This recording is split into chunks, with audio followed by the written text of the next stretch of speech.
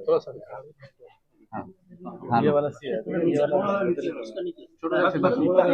अरे भाई रुको, तुम चिल्लाओ, छोड़ो इधर का, थोड़ी जगह बना दो भाई, चिल्लाओ। हाँ सर बताएं, किस तरह से आज रैली का आयोजन किया गया, क्या खास मामला रहा था?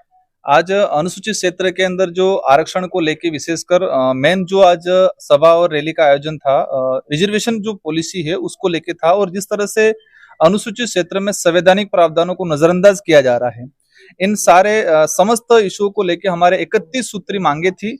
इन सारे मांगों को लेके हमने ज्ञापन रैली किया गया है। इसमें बड़ा जो मुद्दा था रिजर्वेशन पे था।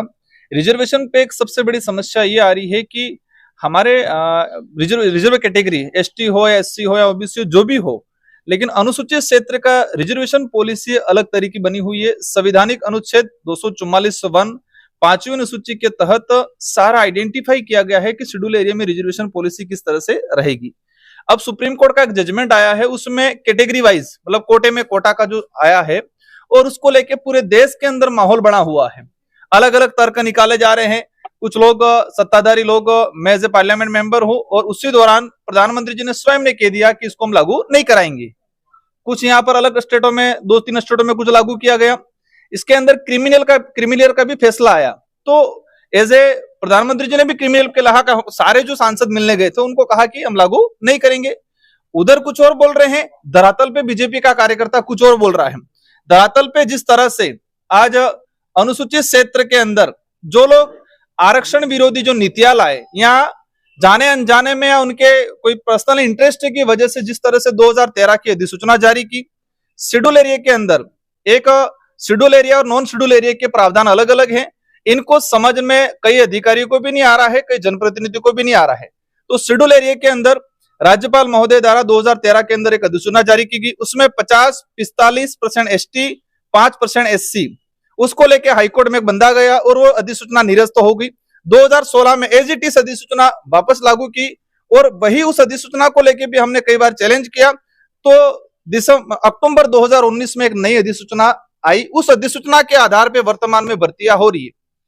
2013 की मेन अधिसूचना 2013 की है, लेकिन 2016 में इसको परिवर्तन किया। शब्दों में भावना वही है, उद्देश्य 2013 वाला ही है। 2019 में फिर चेंज किया, और यहां पर ये स्थिति बनी हुई है कि 45% एसटी को रिजर्वेशन, 5% एससी को, और 50% ओपन कैटेगरी कर रखा है इन लोगों ने।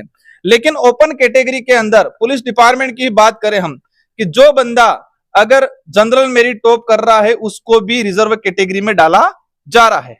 मैंने सारा डाटा मेरे पास पड़ा है, गवर्नमेंट को लेटर लिखा है, और आज के ज्ञापन में भी हमने चीजें दी गई है।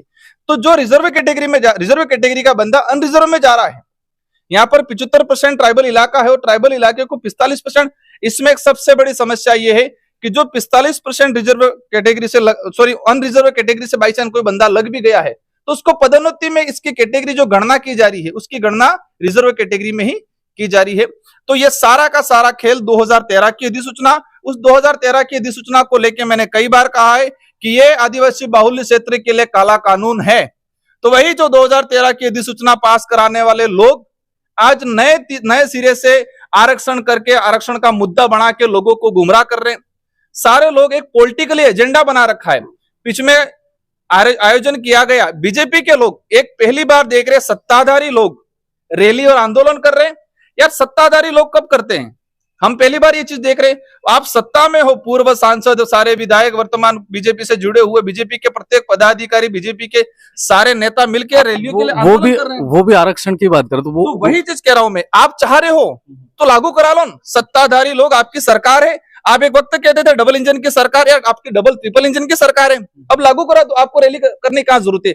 मेन कोटे में कोटा जिस तरह से ये चाह रहे कि मीणा अलग, भील अलग, गरासिया अलग, सहरिया अलग, धानका अलग। ये राजस्थान के अंदर टोटल 12 से 15 अनुसूचित जनजातियां हैं। अगर अनुसूचित जनजातियां वाइज करेंगे तो 12 भागों में रिजर्वेशन बटेगा। कैसे बटेगा, किस तरह से होगा ये इंप्लीमेंट? उनको रिजर्वेशन देना उद्देश्य नहीं है, उनको आपस में लड़ाना मेन उद्देश्य है। हम चाहते हैं कैटेगरीज वाइज किया जाए, कोटे में कोटा किया जाए, क्षेत्र के आधार पर कर दिया जाए। हम भी चाहते हैं उदयपुर डूंगरपुर का बांसवाड़ा गरीब बच्चा एसडीएम बने, तो क्षेत्रीय आधार पर किया जाए। अनुसूचित क्षेत्र का अलग हो जाए, डीटीएस ये रेगिस्तान इलाके के ट्राइबल मांग रहे वो अलग हो जाए। गैर अनुसूचित क्षेत्र का अलग हो जाए और सहरिया का 2019 में शायद कर रखा है, वहां पर सहरिया को अलग से रिजर्वेशन पॉलिसी दे रखी है। तो हम ये 4 भागों में, राजस्थान के अंदर जो मेन रिजर्वेशन प्रशासनिक सेवा में जो मिल रहा है उसको 4 भागों में डिवाइडेशन किया जाए। अनुसूचित क्षेत्र का रिजर्वेशन पॉलिसी है तो जो संविधान की मूल भावना के अकॉर्डिंग इसको लागू किया जाए, ये मूल लड़ाई है हमारी। दूसरे नंबर पे हमारा जो पानी का इश्यू है, 1966 में तत्कालीन मुख्यमंत्री मोहनलाल सुखाड़िया जी थे और गुजरात में पाटिल करके मुख्यमंत्री जी थे। माही डैम बनाया, लोग हमारे विस्थापित हुए या प्रताड़ित हुए, आज भी उन लोगों को मुआवजा नहीं मिला है और 40 टीएमसी पानी गुजरात उपयोग कर रहा है। करणा बनाया, करणा के लोग विस्थापित हुए, बांसवाड़ा डूंगरपुर के लोग 100% पानी गुजरात उपयोग कर रहा है। उस समय समझौता हुआ, उस समय यहाँ का लोग जागरूक थे नहीं, इस चीज को समझ नहीं पाए। तो ये समझौतों के अकॉर्डिंग इस बात को मैंने प्रधानमंत्री जी को भी समझाया है। तो ये लोग इस बात को लेकर आंदोलन कर रहे हैं, आप सरकार बैठी है डबल इंजन की, गुजरात में भी आपकी सरकार है। इन समस्त इश्यूओं को लेकर एक भी चीज में कोटे में कोटा हो जाता है तो रोस्टर प्रणाली किस आधार पर लागू होगी, क्योंकि रोस्टर प्रणाली में 12 से 13 सीटें आना अनिवार्य है। अब कोटे में कोटा हो जाएगा, वो सीटें आएगी नहीं, रोस्टर प्रणाली लागू ही नहीं होगी। तो ये समस्त इश्यूओं को लेके और पिछले 2013 से लगा के आज तक की जितने जो भर्तियां हुई है, इन भर्तियों की स्टडी करते हैं तो यहाँ के ट्राइबल के बच्चों को नुकसान हुआ है। एक चीज है ईडब्ल्यूएस सरकार कह रही है, मैंने क्वेश्चन पूछा, सरकार ने जवाब दिया ईडब्ल्यूएस लागू नहीं है। पिछले 2 भर्तियों के अंदर ईडब्ल्यूएस दिया गया, ईडब्ल्यूएस के लिए अलग से राज्यपाल महोदय द्वारा कोई अधिसूचना जारी नहीं की, मतलब अंधा कानून चला रहे हैं यहाँ पर। पैसा एक्ट का हमारा जो डाल रखा है, अब ये जितने जो जमीन है, माही कैनाल, हम भी चाहते हैं पानी पहुंचे। भूमि अधिकरण 2013 के अंदर स्पष्ट लिख रखा है कि आपको जन सुनवाई करनी है, आपको पैसा एक्ट के तहत ग्राम सभा से अनुमति लेनी है, इसके बाद आपको। अब लोगों को मुआवजा नहीं लिया है, मुआवजा नहीं मिला है, पैसा एक्ट के तहत ग्राम सभा बनी है, न जन सुनवाई की गई है और कालाबाजारी के तहत कुछ लोग इधर इधर जमीन लोगों को बिगाड़ रहे हैं।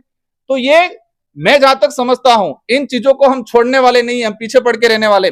जो भी अधिकारी है, जो भी वो अगर कानून की अवहेलना, पैसा एक्ट सबके लिए लागू, पैसा एक्ट की अवहेलना करते हैं अधिकारी तो उनके खिलाफ भी कार्रवाई की जाएगी। बांसवाड़ा विधायक अर्जुन सिंह बामनिया भारत आदिवासी पार्टी को कहते हैं कि लंबी रेस का घोड़ा नहीं है, 5 साल में निपट जाएगा। अब जो घोड़ा दौड़ता है उसको ही पता है कि वो कितनी लंबी रेस का घोड़ा है, ठीक है। वो तो मैं क्या, जनता तय करती है कि किसको, राजनीतिक जो है एक लोकतांत्रिक दौड़ में किस घोड़े को कितना दौड़ाना है वो तय, उसकी नीति, उसकी सोच, उसके विचार करते हैं और साथ में जनता का बहुमत तय करता है। तो वो जनता तय करेगी और हमारी नीति, हमारे विचार और हमारे उद्देश्य तय करेंगे। विधानसभा चुनाव में तो बहुत अच्छा गठबंधन रहा था सर, और विधानसभा ने लोकसभा में रहा था। लोकसभा में जो सिचुएशन जो बनी थी उस समय हम खुद मानते हैं कि कहीं न कहीं इंडिया अलायंस के कुछ लोगों का, 100% नहीं कह सकते, कुछ लोग ऐसे भी जो अंदर खाने बीजेपी को काम कर रहे थे, जिन लोगों का सहयोग रहा है उनका एहसान आज भी हम मानते हैं और उनकी जो भी बात होती है आज मेरे पास आते हैं, उनके काम में करता हूं।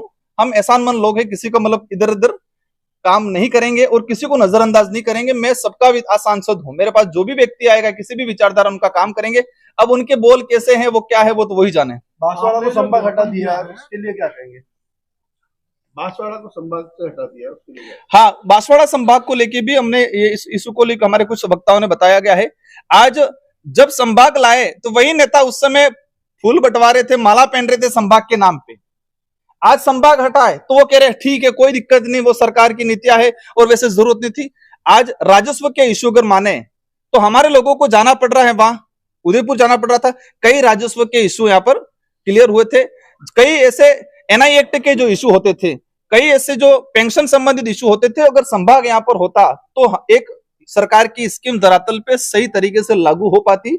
एक बड़ा नुकसान किया है ये बात अलग है कि यहाँ का व्यक्ति जागरूक नहीं है, मानते इस बात को, इसी का सरकार फायदा उठा रही है।